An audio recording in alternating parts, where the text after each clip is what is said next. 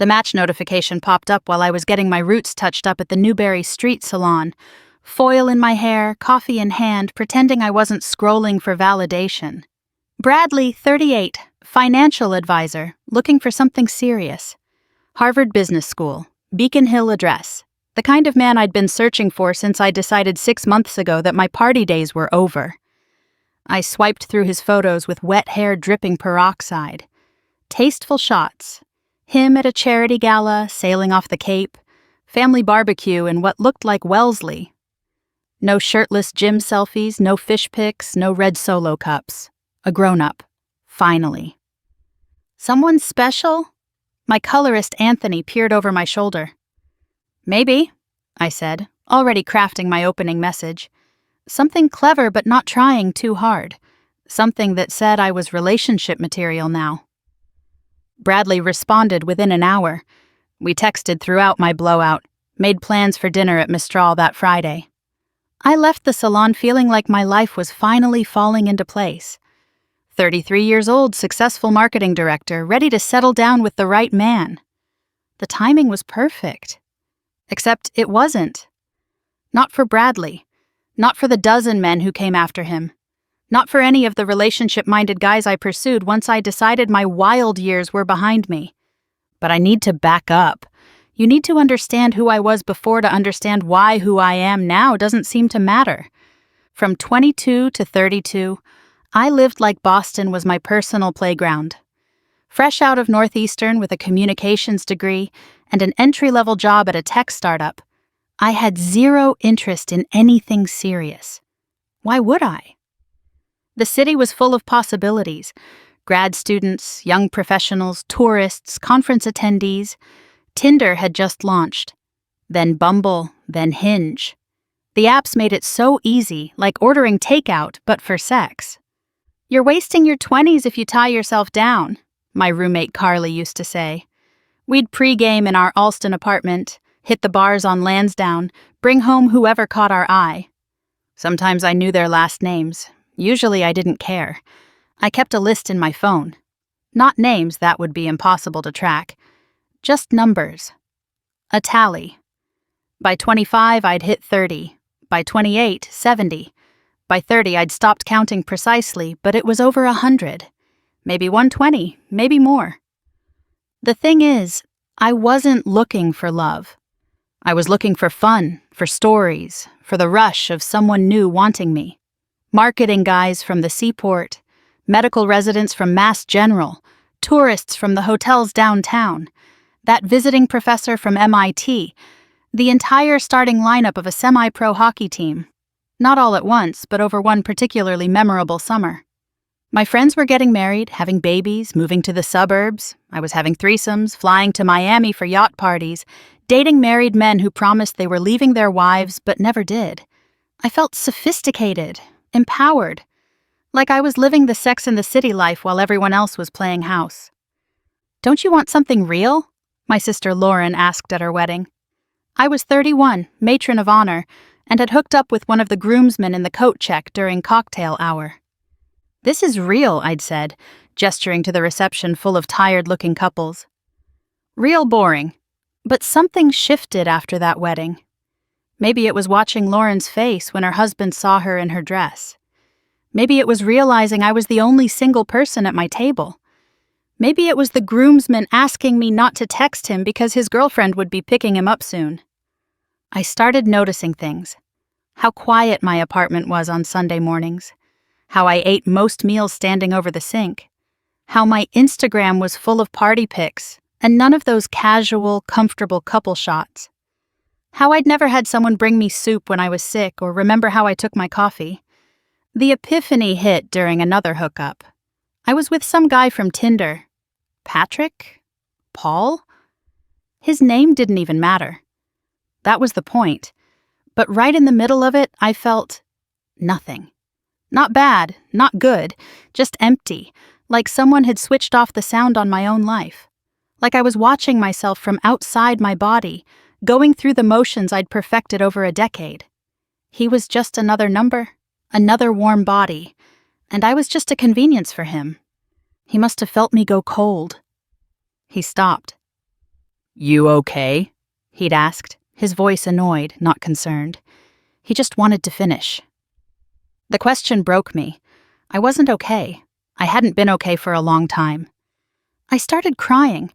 Not pretty tears, but ugly, gulping sobs. "I need you to leave," I'd said, pulling the sheet around me. He actually rolled his eyes, grabbed his jeans, and left without another word.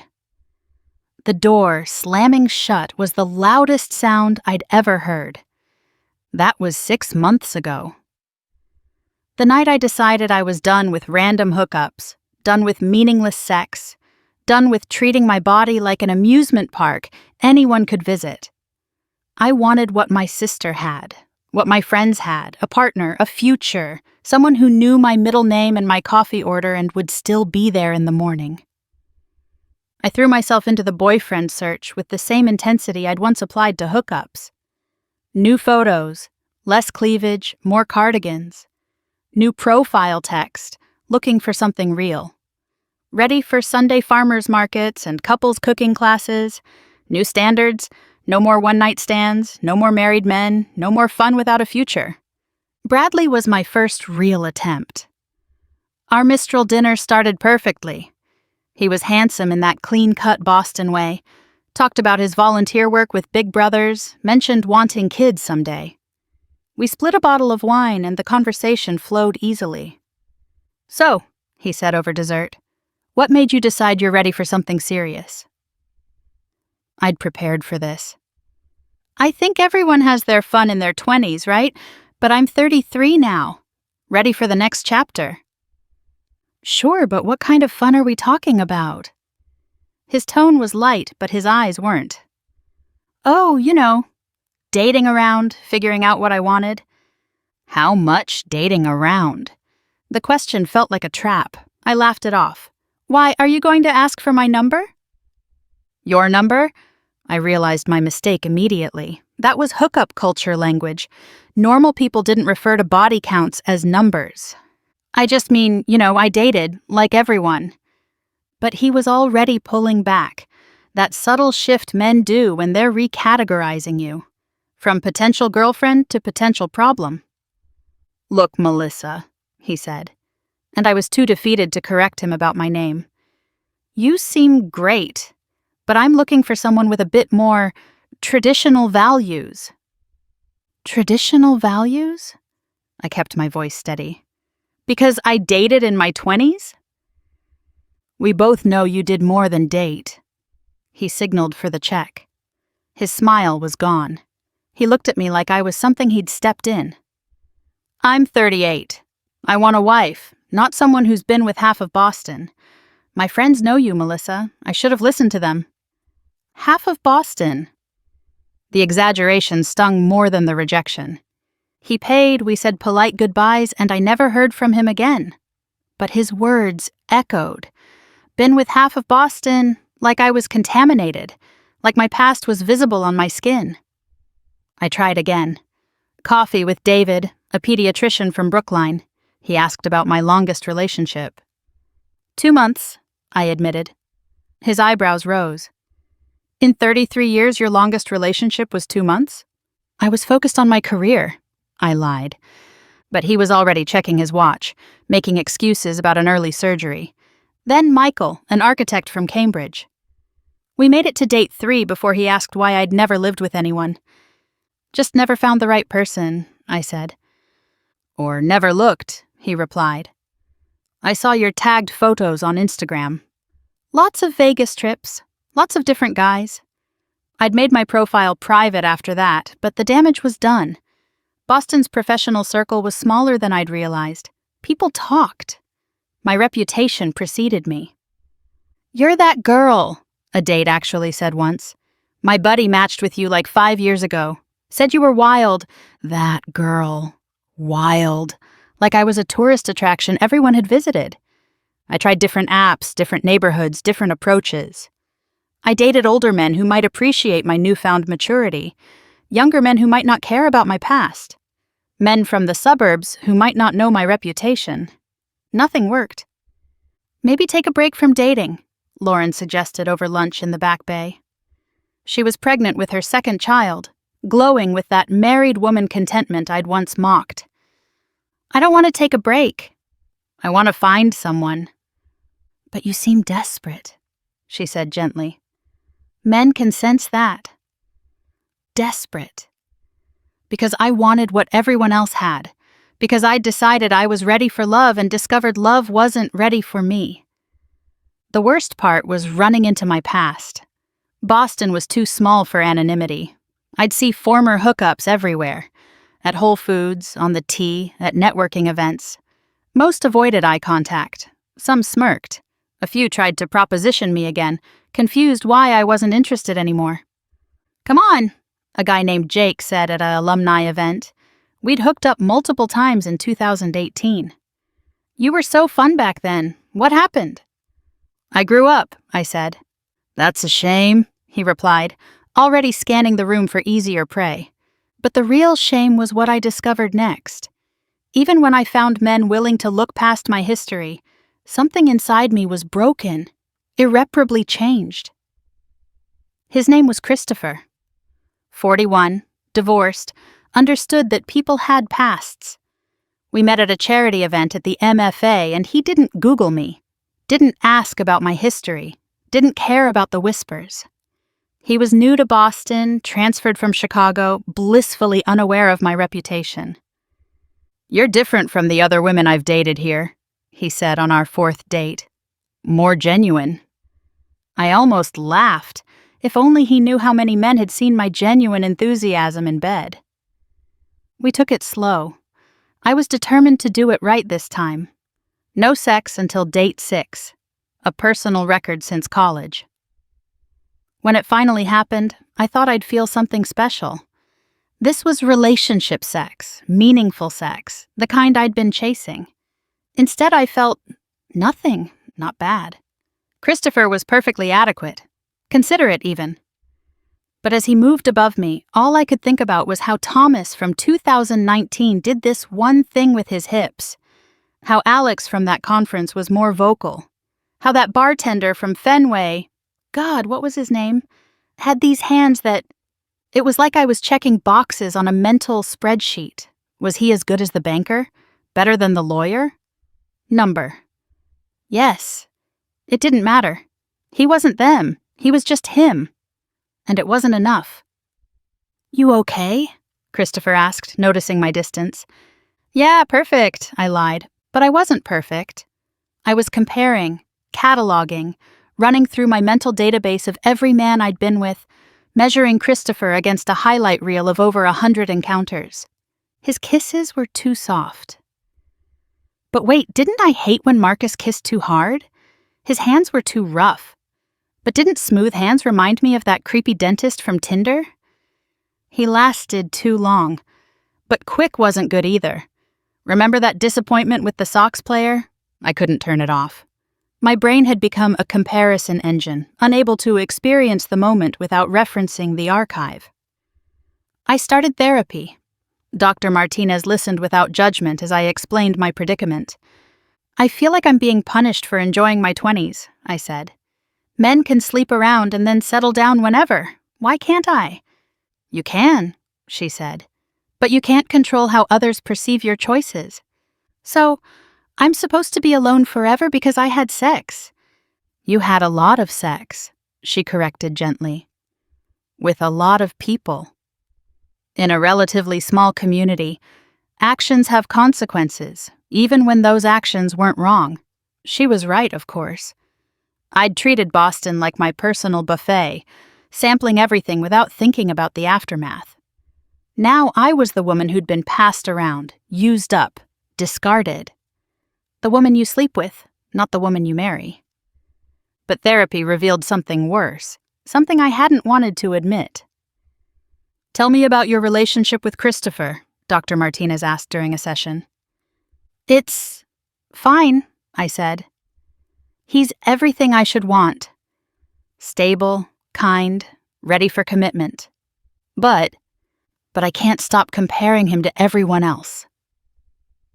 When he touches me, I think about other hands. When he talks, I hear other voices. It's like my brain is broken. It's not broken, she said carefully, but it has been conditioned. You've trained yourself to seek novelty, to compare, to always look for the next experience. Forming a deep bond with one person requires focus you may have compromised. Are you saying I can't fall in love? No, she said softly. I'm saying you've made it harder, but not impossible. Healing takes focus the thrill once replaced. I left that session and cried in my car for an hour. All those years of thinking I was so empowered, so free. I hadn't been collecting experiences. I'd been destroying my ability to have the one experience that mattered. I joined a church I'd never attended, hoping to meet men with those traditional values Bradley mentioned. The congregation was welcoming until a member recognized me from my Tinder days. The whispers started immediately. I stopped going after 3 weeks. I tried meeting men through hobbies, book clubs, cooking classes, running groups. But either they were already coupled up or they'd heard about me through the Boston Bachelor grapevine. I heard you're quite the party girl, a man at pottery class said, his wedding ring glinting as he shaped his clay. Not anymore, I said. Shame, he replied. My wife's out of town next weekend. 6 months became a year. My 34th birthday passed with champagne with girlfriends who complained about their husbands while I smiled and died inside. I watched everyone pair off, settle down, start families while I refreshed dating apps and wondered if I'd waited too long to want what they had. The loneliness was suffocating. Not just the physical loneliness, I'd had more sex than most people have in a lifetime, but the emotional emptiness. I'd never been someone's girlfriend, really. Never been introduced to parents, never been the emergency contact, never been chosen for more than a night or a weekend. Why don't you date someone who doesn't care about your past? My coworker suggested. Maybe someone in an open relationship. But I didn't want someone who didn't care. I wanted someone who cared so much that my past didn't matter.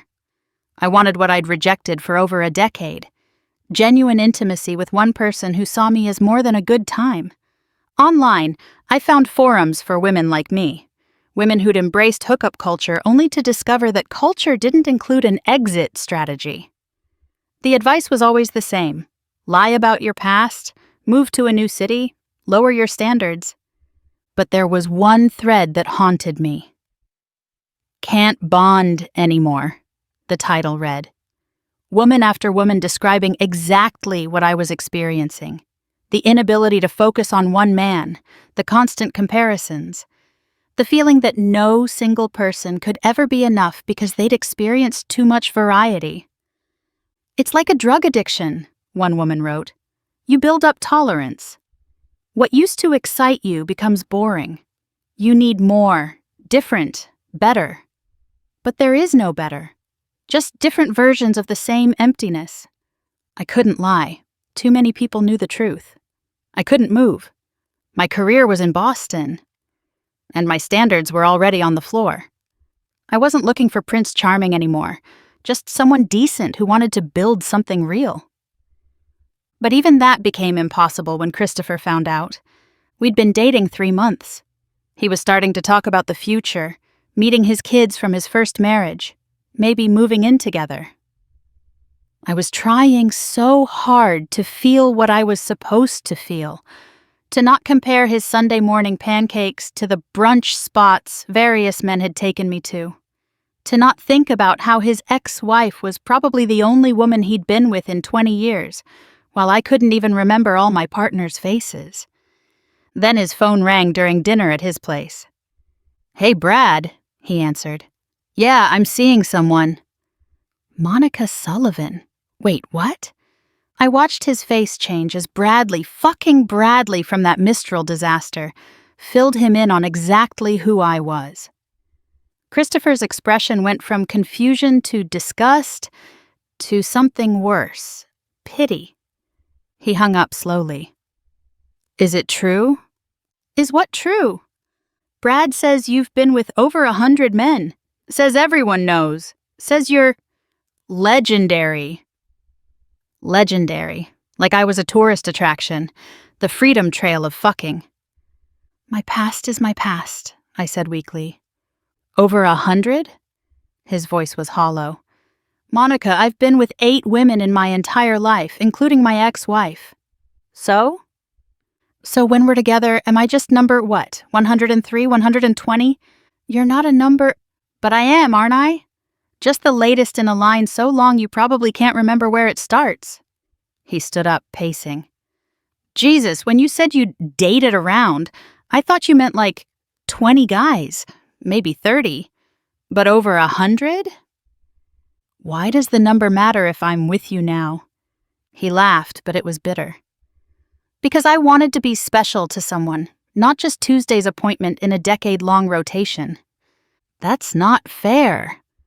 You know what's not fair? Letting me fall for you without telling me I'm competing with the ghosts of half of Boston. He asked me to leave. Blocked my number before I even got home. 3 months of trying to be normal, gone because Bradley fucking Thompson couldn't keep his mouth shut. A year became 18 months.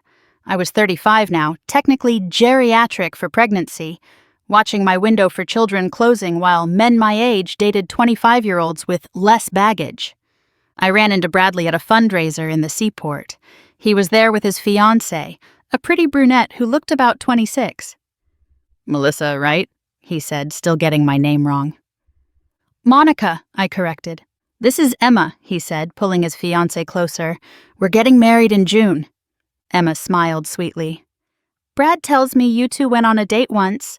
Thanks for letting him go. I might never have met him otherwise.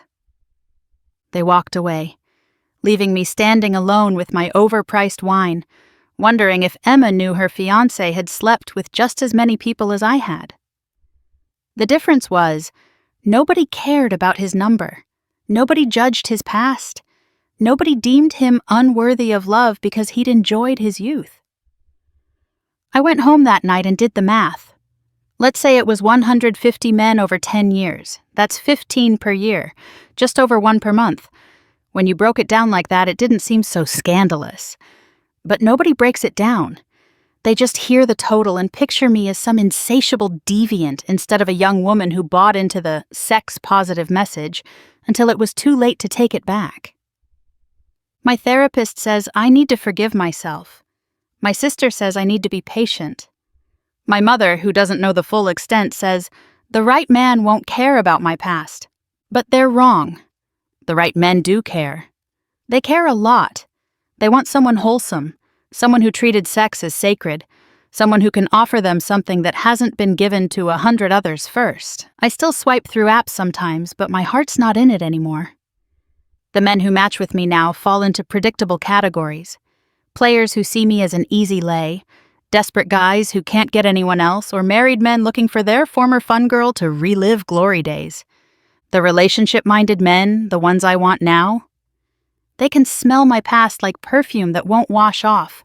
They ask careful questions, do their research, find out who I used to be.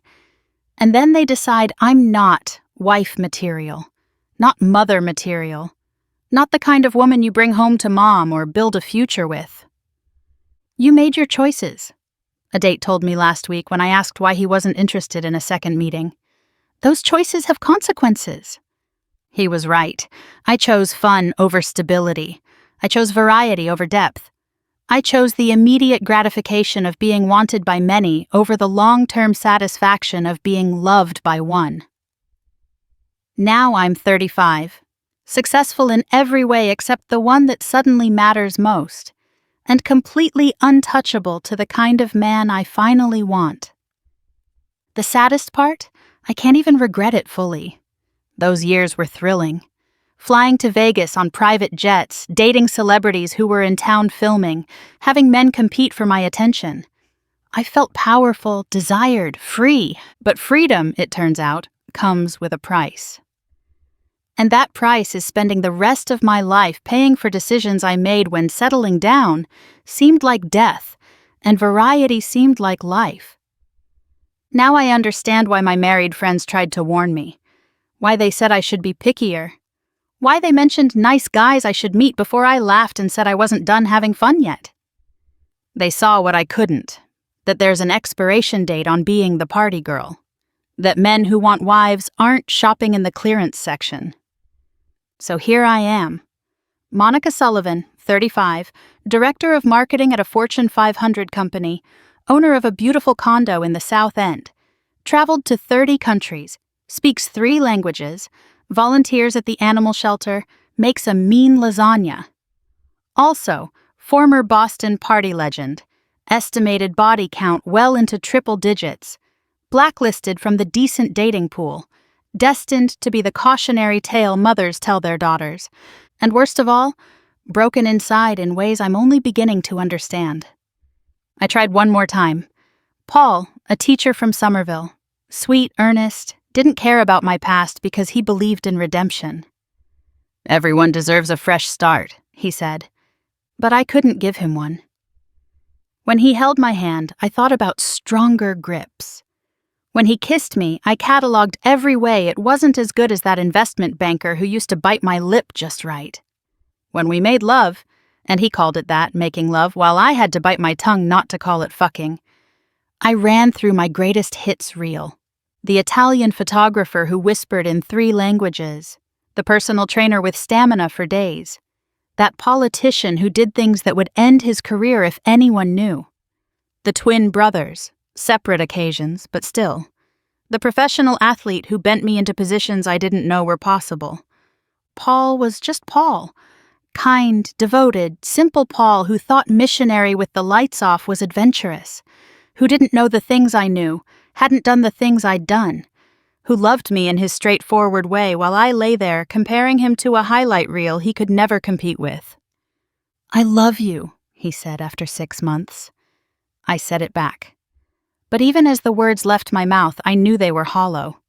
How could I love him when I couldn't stop thinking about the 100+ others? When every intimate moment was filtered through a database of comparison? I ended it the next week, told him he deserved someone who could love him properly. He cried, said I was the best thing that had happened to him, said we could work through whatever was holding me back. But what was holding me back was my own past.